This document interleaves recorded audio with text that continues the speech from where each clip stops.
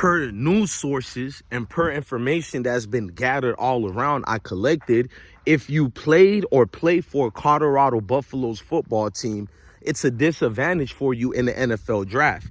So what am I talking about? There seems to be a tag teaming situation going on with evaluations in the NFL 1 month prior to the draft. We see this all year, but from Jimmy Horn Jr. to Wester, former FAU player, then Colorado, Jimmy, former South Florida University, then Colorado. All these players have shown they are basically NFL talents, and there's more Colorado players going to the draft.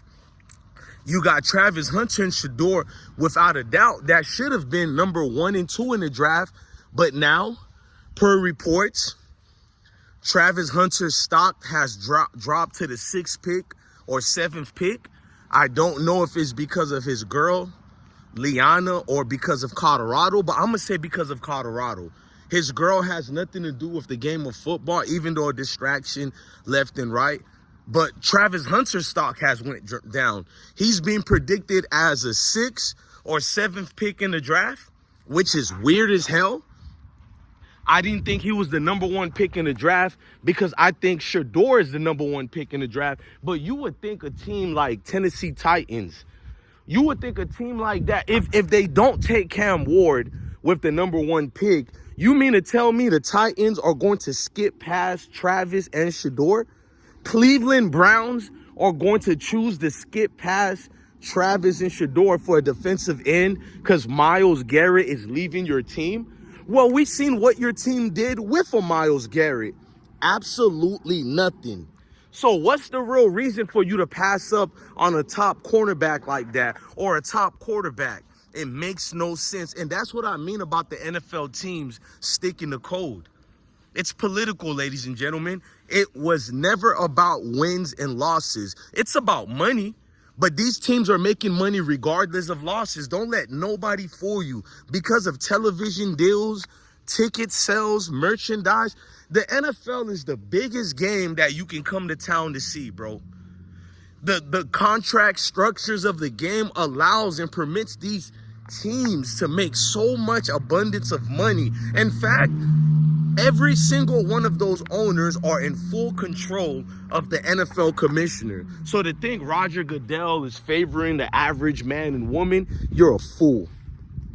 The NFL draft has made so much moves over the years, such as Daniel Jones being drafted, all this other crap. And it makes you think what's going on in these NFL offices.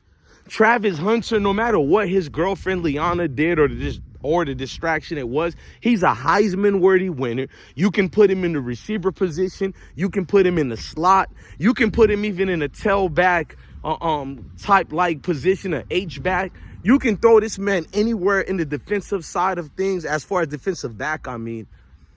You can do pretty much anything with Travis like a Swiss Army knife, and he's falling to the 6th or 7th pick. So all these teams skipping past these talented players for what? And it's the hatred of Colorado football. We get it over here. It's random strangers. I don't even know who wants to either fight me, kill me, or discredit me as a human being because I support Colorado football. And these are people who are not even fans of Colorado or the teams Colorado play against, meaning Colorado doesn't play against their school or anything. They just don't like the fact that a melanated brother like me is standing tall in the face of fire. I'm not trying to be no victim here, but it's true. These people are crashing out in the comment sections, and if it's of all ethnicities, white, black, Spanish, they're all enraged that how could you defend Deion like that? So am I supposed to hate him with you? I'm supposed to pretend me and Deion got some type of beef because you dislike who Deion is? And that's the thing. Majority of everybody sticks to code when it comes to Colorado football. It's weird. It's like the outlandish, bizarre attacks that's been going on and unleashed at Colorado players, including Shedeur. It's guys who don't even watch football, don't understand football. They're the main ones who's more boisterous, loud, and wrong, and proud of their ignorance towards the Sanders family. They come up with lies. They'll utilize anything and say he's not a quarterback. I would respect these people more if you just say you hate the Sanders family. I'm not going to ask you why, because I already know why. You claim it's arrogance, but how could one man arrogance upset you enough where relentlessly you keep talking about them? If you do hate them, why keep talking about them? You said what you said, move on. But you look for any hit pieces on them, you look for any articles about them, you try to diminish what those players are worth at every single chance you get. It's bizarre, it's weird behavior, and it's giving clan educational purpose member behavior. It's giving clan educational purpose behavior. It really is. And the thing is with these NFL teams, bro, it's like you can pick who you want to pick, but when it becomes for political reason, look, we know the NFL has biasness based on who looks like their grandkids, who looks like what they like. We know it's not about wins and losses, but when you make it very visible, it's never about wins and losses. It's like people lose passion for the game, man. We already have this NIL system in play that took a lot of the fun out of football already. Even in the high schools, players are trying to play for a deal while they're in the states that allow players to get paid. Even those players, the domino effects has trickled down to them as well. So we don't get to see the player with passion anymore. Very few of them exist. We don't have a lot of Jeremiah Smiths. We don't have a lot of them in the league anymore. And when they, well, in the college football game. So when they come to the league already propped up, as they're propped up, they're not really players anymore. So the best the NFL can do, the league can do on these Sunday games, is at least provide us with real talent and at least make us, I know it's fake, but at least be like WWF and write a better script for us. Because the script you got for us now is basically, if you don't look like our grandkids, we're going to play these political games. And if forget about getting mad at me because I'm saying the obvious. Why not get mad at your football teams and organizations for continuously playing around with the supporters? You people pay for your cable to watch these teams. Some people don't even like cable, but you purchased ESPN simply to watch your teams on Sunday. Am I lying?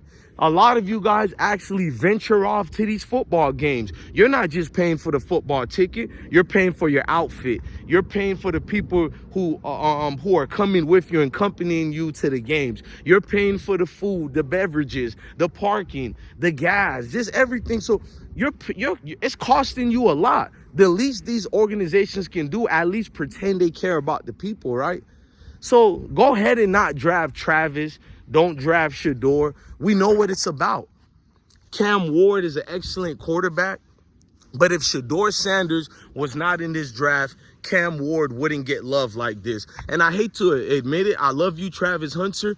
But the reason why your stock has fallen that bad, I think it was, well, besides everything I stated, we do got to look at how you handle your girlfriend situation. I mean, we got to be honest.